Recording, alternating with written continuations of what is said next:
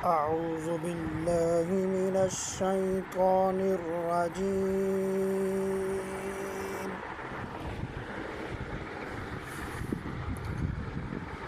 بسم الله الرحمن الرحيم.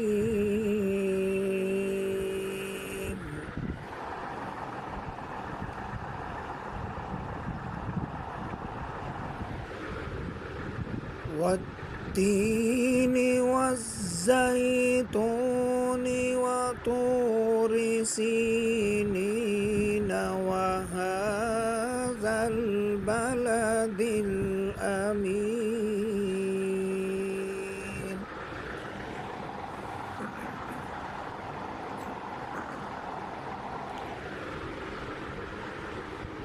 لقد خلقنا الإنسان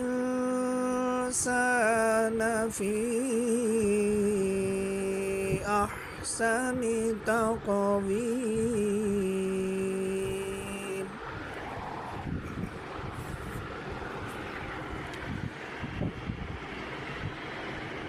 ثم رددناه أسفل سافلين إلا الذين آمنوا وعملوا الصالحات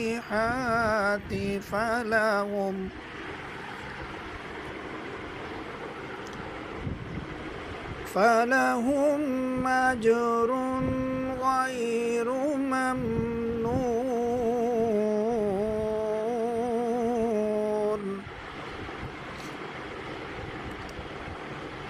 فما يكذبك بعد بالدين أليس الله بأحكم الحاكمين.